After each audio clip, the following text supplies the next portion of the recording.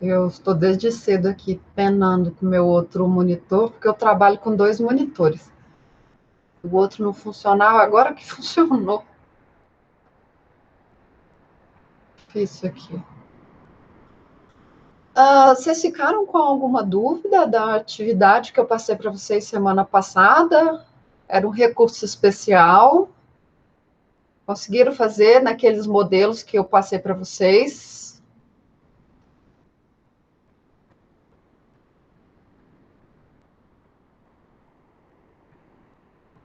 Conseguiram?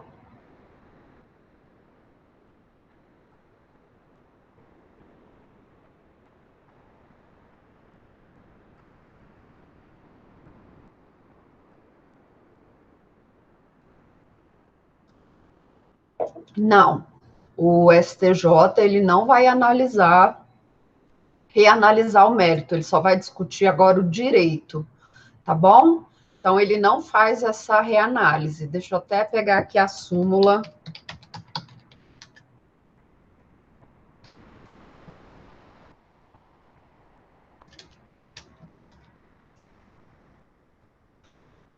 Duzentos e setenta e nove. Vou abrir a súmula aqui e colocar para vocês. Vamos, internet. Pera.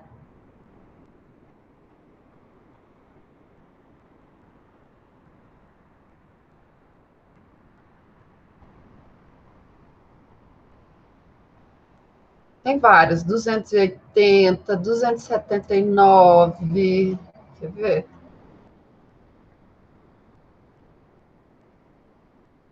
Duzentos e setenta e nove do STF vai falar o seguinte.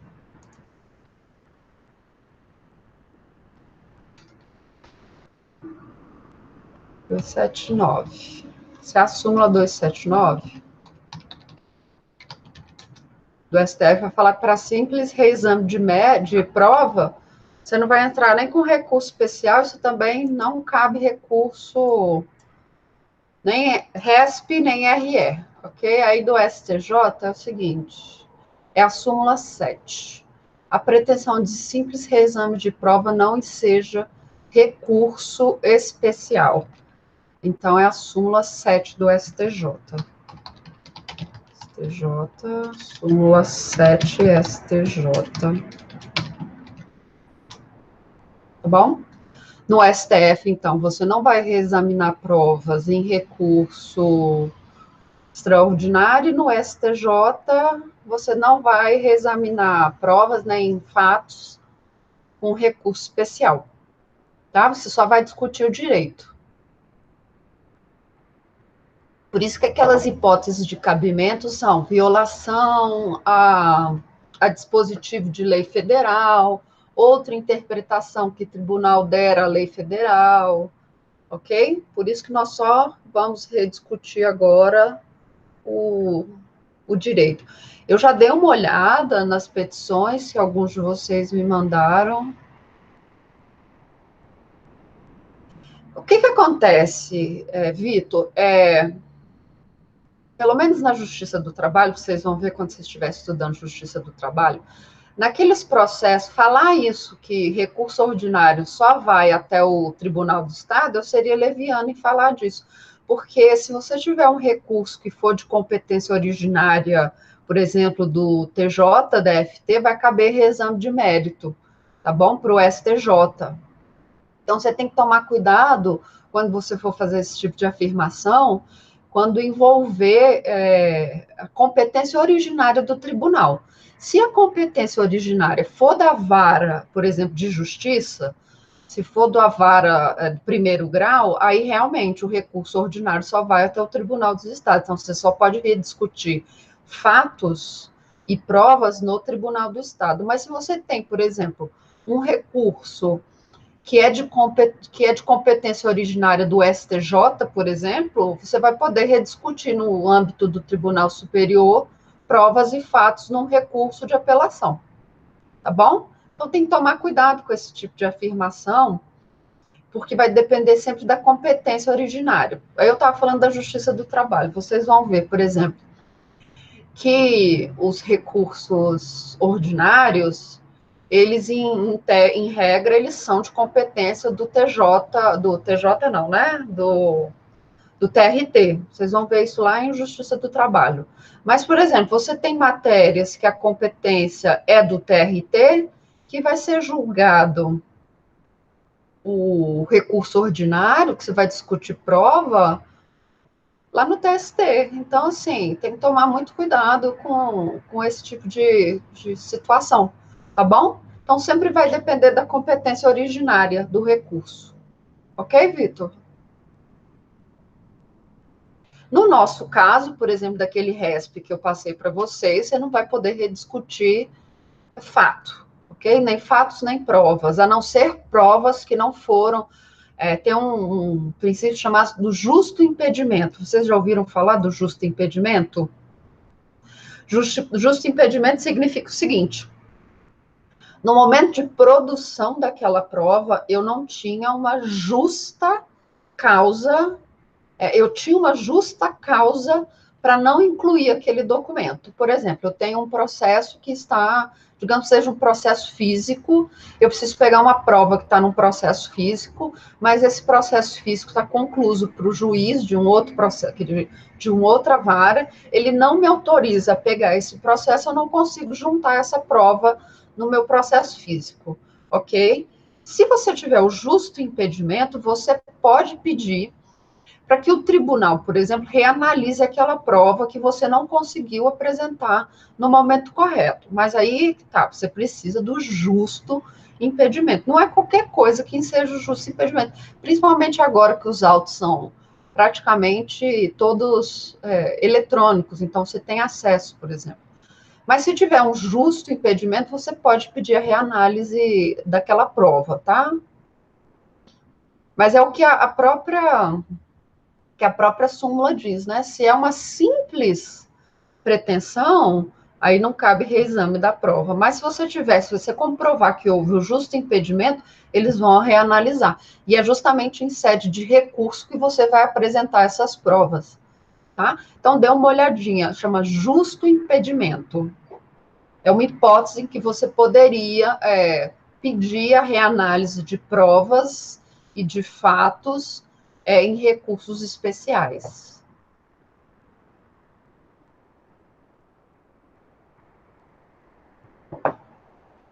Mais alguma dúvida, pessoal? Eu estou aqui à disposição de vocês. Eu já li, alguns colegas me mandaram já as petições no fim de semana, e eu pude ler, nossa, algumas muito boas. Eu fiquei, assim, muito feliz. E realmente vocês pesquisaram. Acho que a ideia é essa, não é? É pesquisar. Pesquisar, para quem sabe, né? Na prova de vocês, se cair um recurso especial, vocês já sabem como fazer.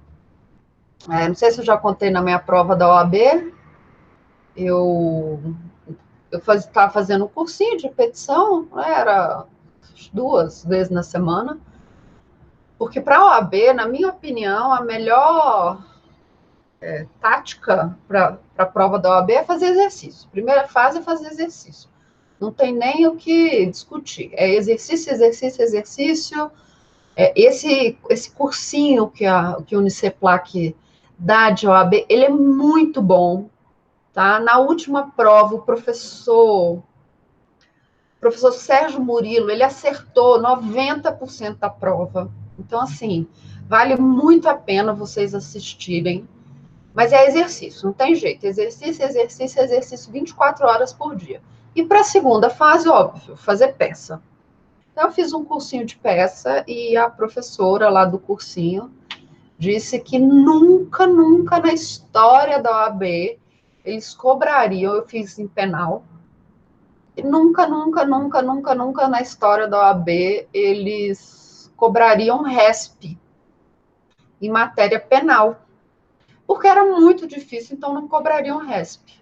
E o que caiu na minha prova? O bendito do RESP em matéria penal. Foi a única vez que a OAB cobrou RESP penal.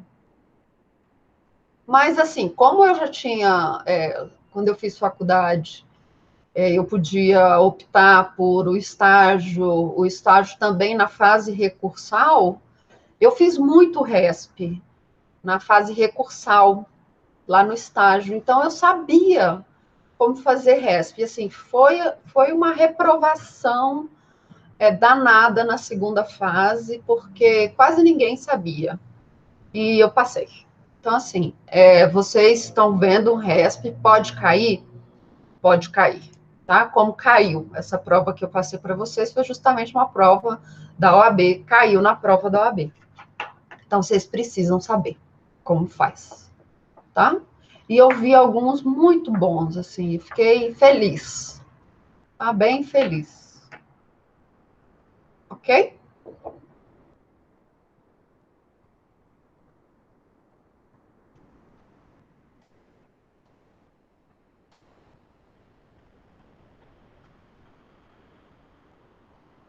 Mais alguma dúvida? Alana, o Leonardo, a Mariane, a Alice, Suelen, vocês estão com alguma dúvida?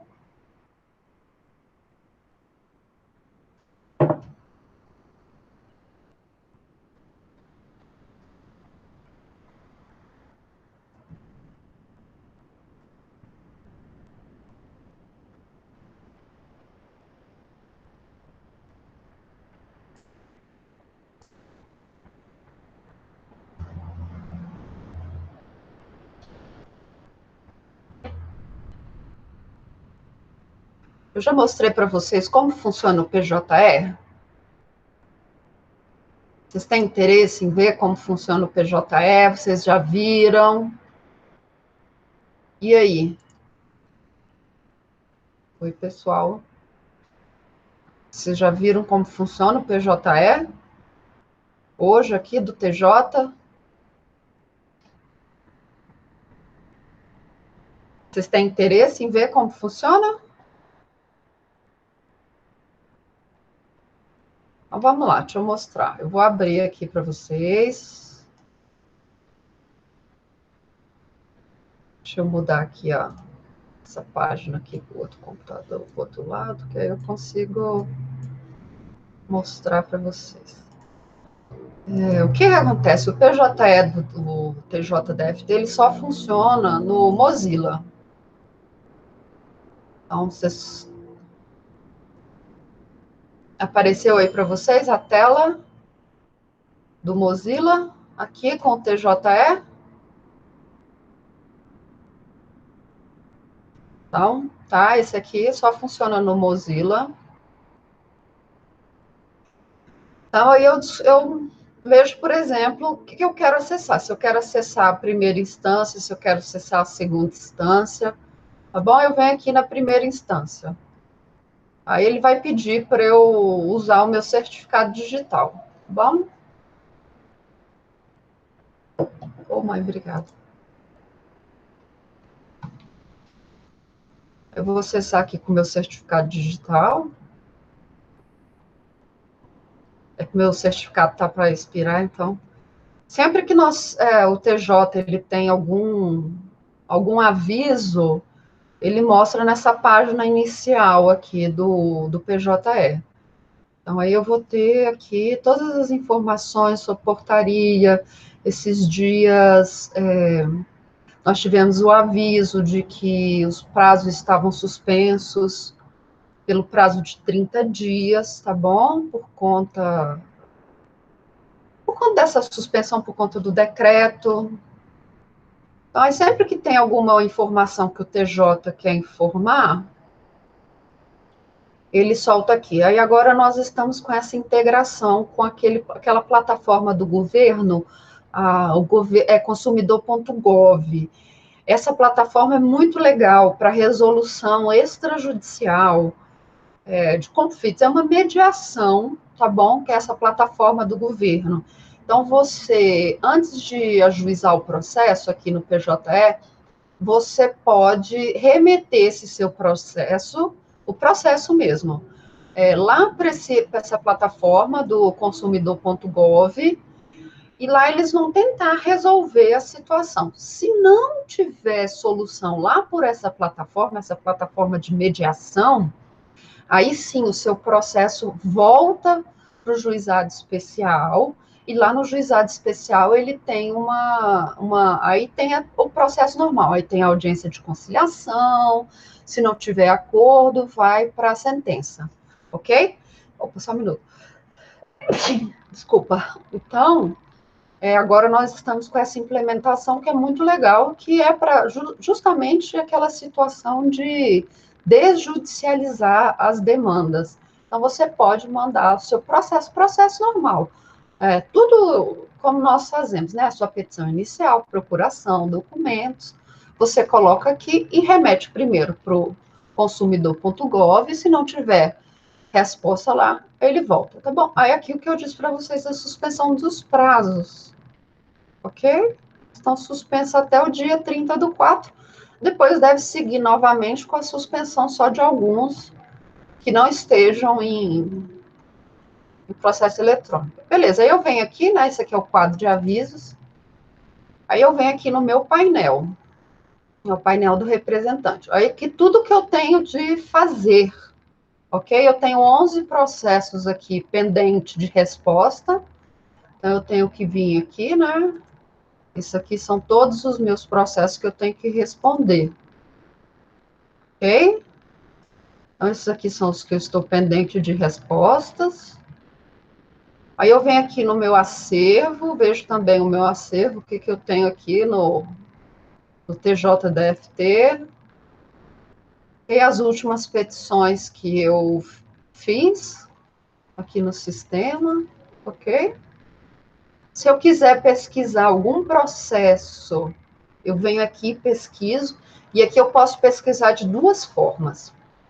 Aqui eu posso fazer uma consulta pública, que é aquele que qualquer pessoa poderia fazer, basta entrar no sistema, você tem acesso a determinados documentos, basta você entrar no PJE, não precisa de certificado digital, tá bom? Esse é o de consulta pública. E esse aqui é o processo. Quando eu clico em processo, eu vou ter acesso, se não estiver em segredo de justiça, ok? Mas eu vou ter acesso a todos os documentos daquele processo, tá? E aí eu antes de acessar o processo, eu recebo algumas informações dizendo que se eu clicar naquele processo e usar aquelas informações para fins legais, fins ilícitos, eu posso responder um processo junto à OAB. Então, sempre que eu entro num processo que não é meu, eu tenho que aceitar esses termos, ok? Aí aqui eu faço a pesquisa e aí eu tenho acesso ao processo todinho, ok? É assim que funciona. Digamos que eu queira, então, aqui eu acabei de fazer isso, deveria ter esperado. Acabei de ajuizar um novo processo e deveria ter feito isso com vocês, para vocês verem. Aqui o cadastro, aqui eu vim, então, aqui em processo, novo processo, tá bom? Eu venho aqui, eu escolho qual que é o assunto do meu processo. Vamos inventar qualquer coisa. Obrigações, qual é a jurisdição, qual é o fórum que eu vou peticionar esse processo. Digamos que seja no Milton Fagundes. Aqui eu escolho qual que é o tema. Tá? Vamos lá. Uma execução de título extrajudicial. Eu incluo. Eu escolho qual é o assunto desse processo, tá bom? Digamos que o que eu acabei de fazer agora é uma execução de taxas condominiais. Então, eu venho aqui, eu pesquiso, tá bom? Despesas condominiais. Eu venho em partes. Aqui já está o meu cadastro, tá bom? Aí eu escolho aqui quem que eu represento, no caso é um exequente. Se ele é pessoa física, jurídica, tá? Preencho aqui os dados. Aqui eu coloco quem é o réu, o executado, não é? Coloco os dados. Aí eu venho para as características, se é justiça gratuita, se tem algum pedido de liminar. Aqui eu coloco o valor da causa, salvo. Esse meu processo tem sigilo? Eu coloco se tem ou não. Se eu colocar sigilo, ele vai me perguntar qual que é o motivo. Isso é obrigatório, tá bom? Tem prioridade de tramitação? Esse autor tem prioridade de tramitação? E aqui eu coloco as hipóteses, tá? Coloco. E aqui eu venho para incluir a documentação. Eu posso colocar o meu texto da minha petição inicial todinha aqui, ou eu posso escrever petição inicial, salvar, e aqui juntar todos os documentos que eu preciso juntar, tá bom? Não aceito Word, ele só aceita PDF, fotos e vídeos.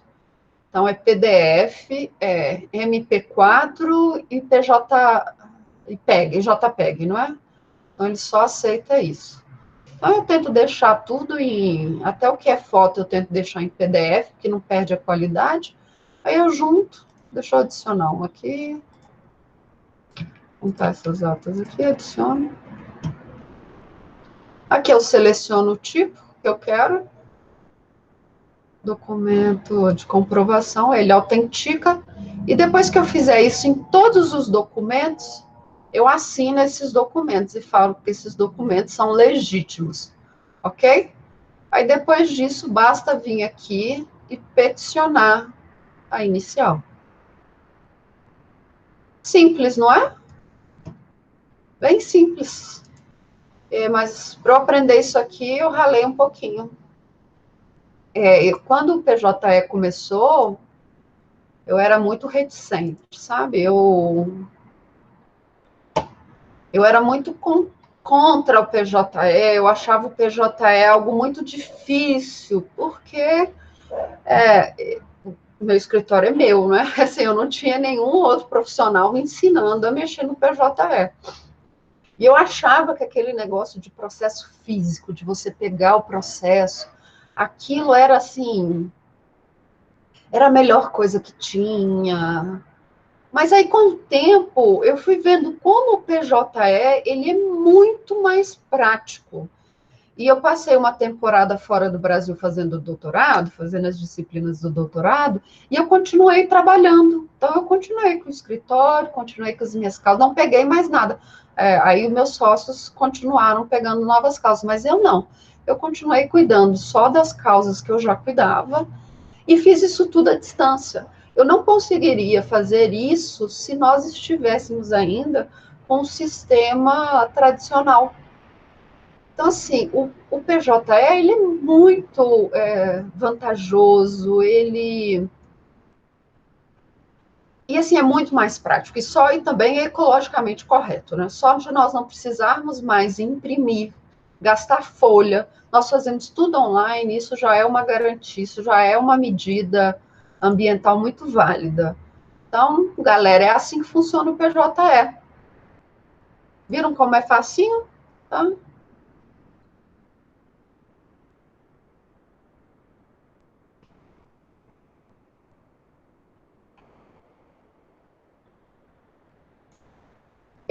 Tá. O que acontece, Vitor? O Vitor me fez uma pergunta aqui, que o caso não trazia muito.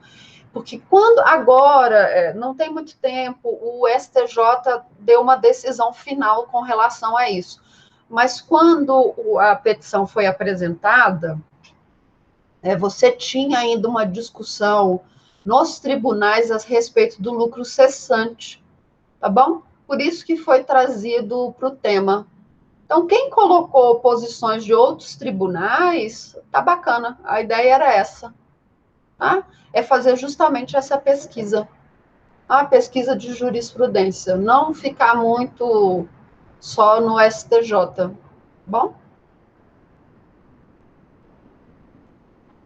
Era assim antes, você não podia fazer acumulação de lucros cessantes e danos morais, você só podia fazer um, aí essa era a posição, ok? E aí, pessoal, alguma dúvida sobre o PJE? Alguma coisa mais que vocês queiram ver, que vocês têm dúvida com relação a como funciona a prática do advogado? Alguma dúvida? Eu estou aqui para ajudar. Vocês gostaram de ver o PJE? Vocês já tinham visto antes? Ele é bonitinho, não é? Mas nem todo PJE é fácil desse jeito. Na minha opinião, o do Tribunal de Justiça do Rio de Janeiro é o pior. Ele é o mais confuso, ele não é nem um pouco didático. Você precisa passar por todos os seus documentos, eles precisam ser revalidados num assinador eletrônico que só eles têm. Então, e lá é muito confuso, você não consegue ver as suas notificações, você tem que ficar entrando um monte de página, é bem complicado. O do Tribunal do Rio é o mais chatinho de mexer, assim, na minha opinião. É o primeiro estado que adotou o PJE, foi o Amapá, então eles têm um PJE próprio, que chama Tucujures, que é bem uma palavra típica de lá, uma palavra indígena. Então, eles já têm o Tucujures, que funciona também muito bem, muito fácil, e lá já tá informatizado há muito tempo. Então, lá foi o primeiro estado a informatizar a justiça toda. Bom, tá bom, Vitor? Tirei sua dúvida?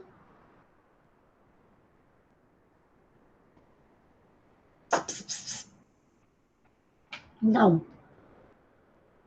Minha gata tá arranhando o sofá aqui.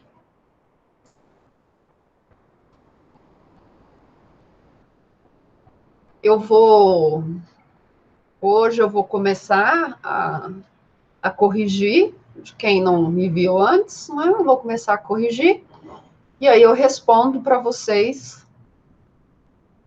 tá bom? Hoje eu já respondo sobre o resultado lá de vocês dessa atividade. Vocês ficaram sabendo da data da semana de prova, como vai funcionar? Nós não temos semana de prova, óbvio, e no dia da nossa aula, né, que é segunda-feira, dia 11, aí nós não temos aula porque é semana de prova, ok? Então, na semana anterior, eu vou passar uma atividade para vocês, bem simples, também não quero atrapalhar vocês a estudar, e aí vocês colocam, me mandam, igual eu fiz com vocês dessa vez. Fica uma semana, vocês me mandam na segunda-feira do dia da prova, tá bom? Da semana de prova, e aí vocês me enviam essa atividade feita, e aí eu corrijo, tá bom? Mas nós não temos semana de prova, a nota de vocês do primeiro bimestre já foi lançada.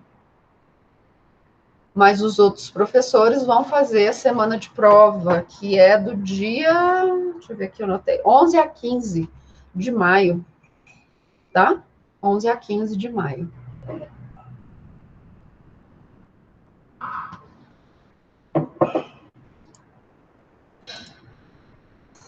Mais alguma dúvida, pessoal? Algo vocês queiram questionar?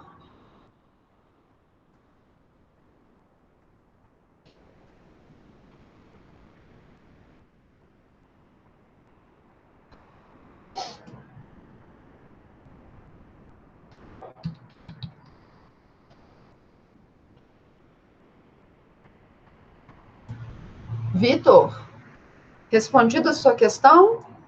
Ah, desculpa que eu não baixei aqui a professora na atividade que mudou em relação à tese da ilegitimidade passiva. Ou se quem deveria figurar no polo seria. Vamos lá. Professora, na atividade eu fiquei com dúvida com relação à tese da ilegitimidade passiva legal pelo plano de computadora.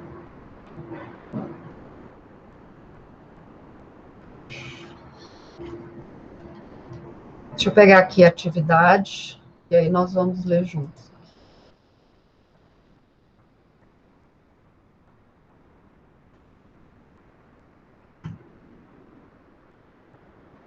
Família, prática simulada. Simulando 4.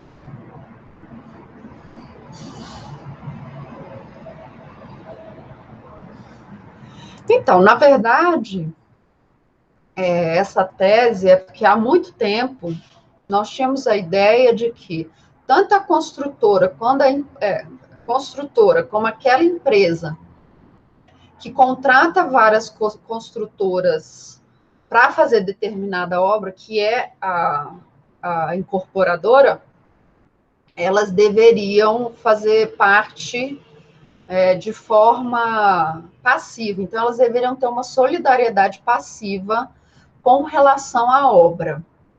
Hoje, o posicionamento já não é esse, tá bom? Hoje, o posicionamento é de que você aciona a incorporadora, porque a sua relação jurídica é com a incorporadora, não é com a construtora. A relação da construtora é com a incorporadora e não com o comprador, ok? Então, a proeminente vendedora, então a incorporadora, ela queria alegar o seguinte: não, quem atrasou a obra foi a construtora, eu não tenho nada a ver com isso. Mas a relação jurídica do Serafim, que é o nome aqui do autor da ação, a relação jurídica era do Serafim com com a incorporadora, ok? Então, você não pode trazer essa ideia de que você tem que trazer, na verdade, é o responsável lá no final da cadeia de produção. Isso não é mais a posição atual, tá? Da jurisprudência. Hoje você precisa trazer a pessoa que está na sua relação de contrato. E na relação de contrato do Serafim era a incorporadora X, ok? Você encontra algumas jurisprudências mais antigas falando que, na verdade, você tem que trazer todas essas empresas para o polo passivo, tá? Não só a incorporadora. Né? Não, na verdade, sim, ele poderia ajuizar uma ação contra a incorporadora, mas a incorporadora, ele poderia ajuizar a ação contra a construtora, mas a construtora ia trazer para o polo passivo com ela, chamar para o processo a incorporadora, que a relação do Serafim não é com a construtora, tá bom? A relação do Serafim é com a incorporadora, a relação jurídica dele é com a incorporadora e não com a construtora, ok? Então, teria de fazer aqui, ou provavelmente uma denunciação da lide, para você culpar a pessoa que está na relação jurídica com o Serafim, que é a incorporadora, ok? Sanada a dúvida, Leonardo? Tá? Que ele fala o seguinte, desculpa, ele fala o seguinte: Serafim pleiteia da prominente vendedora, incorporadora X, então a relação contratual com ele é com a incorporadora, não é com a construtora. Tá bom? Na contestação, a incorporadora, então, alega ilegitimidade ativa, apontando como devedora de eventual indenização a sociedade Y, contratada para a execução da obra. A sociedade Y firmou um contrato com a incorporadora e não com o Serafim. Então, a relação jurídica do Serafim é com a incorporadora, ok? Se você ajuiza uma ação contra a construtora vai ter que chamar para fazer parte desse processo a incorporadora, porque a relação jurídica dela a relação jurídica da construtora é com a incorporadora, e a incorporadora, sim, que tem relação jurídica direta com o Serafim, tá bom? E aí ela fala, né, contratada para execução da obra, alegou no mérito dos cabimentos de danos morais por mero inadimplemento contratual e ainda aduziu que a situação casuística não demonstrou ocorrente de lucros cessantes. Tá bom? Diz que acolheu a preliminar de legitimidade passiva. Hã?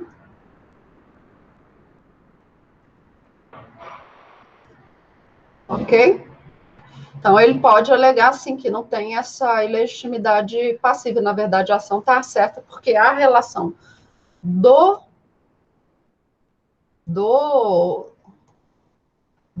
Serafim é com a construtora, tá bom? E não com com a incorporadora e não com a construtora, tá?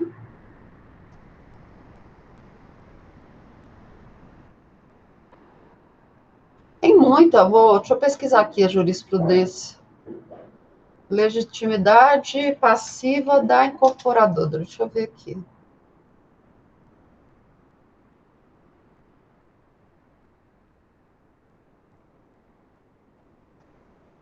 Nossa, tem demais aqui. Não cabe. Inaplicabilidade.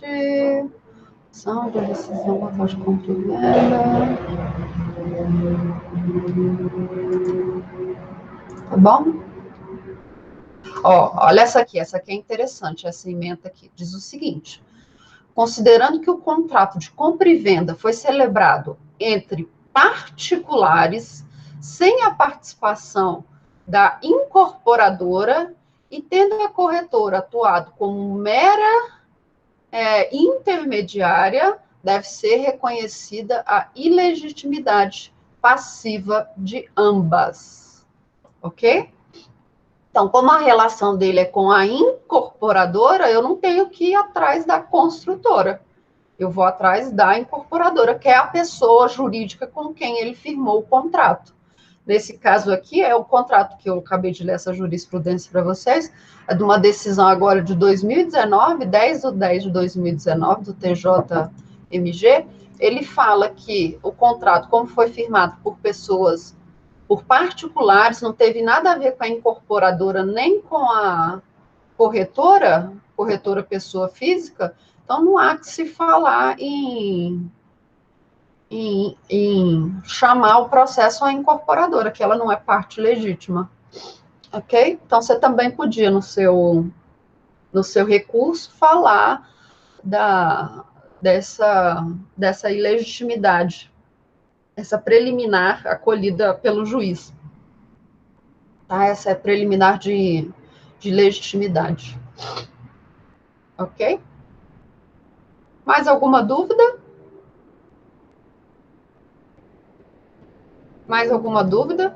Aí, Vitor, se ele for demandar contra a construtora vai alegar ilegitimidade passiva e vai chamar a incorporadora para fazer parte da demanda, tá?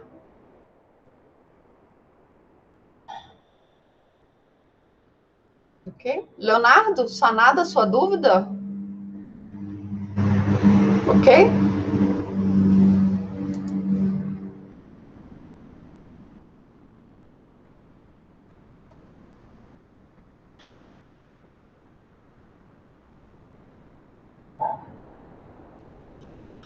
E depois vocês dão uma olhadinha na súmula 543 do STJ, que diz que juros desde a citação, tá bom? Súmula, deixa eu copiar aqui, mandar para vocês, súmula 543 STJ.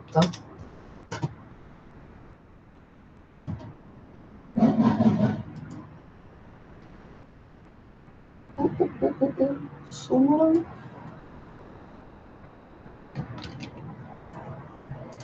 Tá.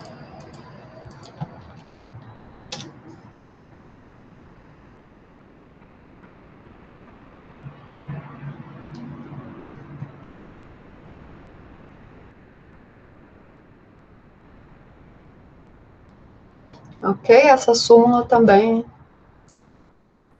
Aí quando vocês não estiverem fazendo nada, sabe, nessa quarentena, não estiver estudando, em vez de você pegar o celular e jogar, você pode abrir seu Vadimeco e começar a ler as súmulas. Olha que delícia.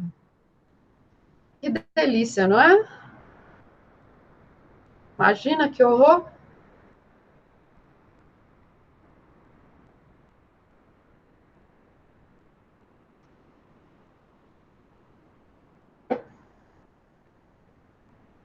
Daí dei uma lidinha nas súmulas, pelo menos nas súmulas vinculantes. Elas são as mais importantes.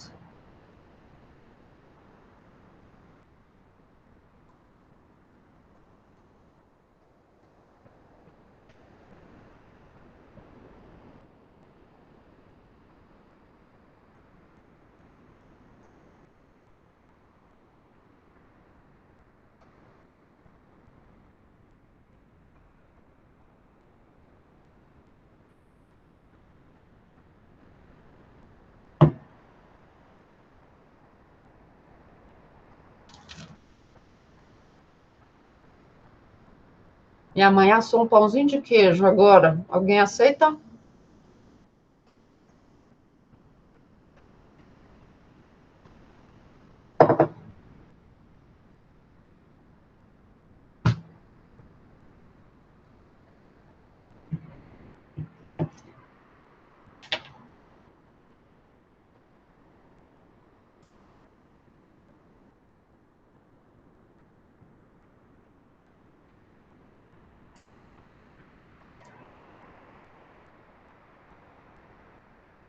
Alguém mencionou o Código de Defesa do Consumidor nessa relação jurídica?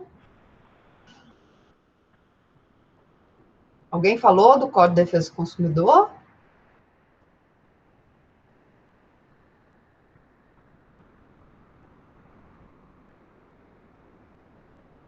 Suelen?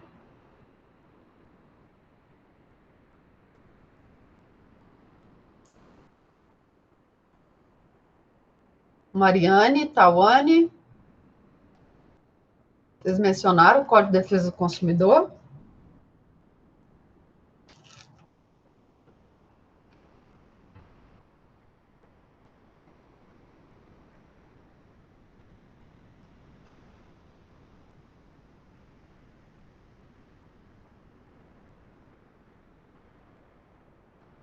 Uhum.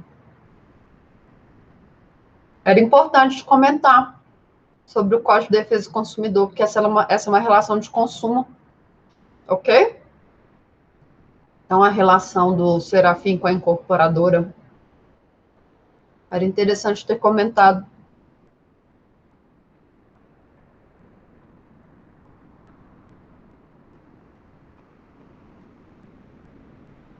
Sempre que tiver de um lado uma pessoa física e do outro uma pessoa jurídica, é interessante analisar se aquela questão não envolve Código de Defesa do Consumidor, ok?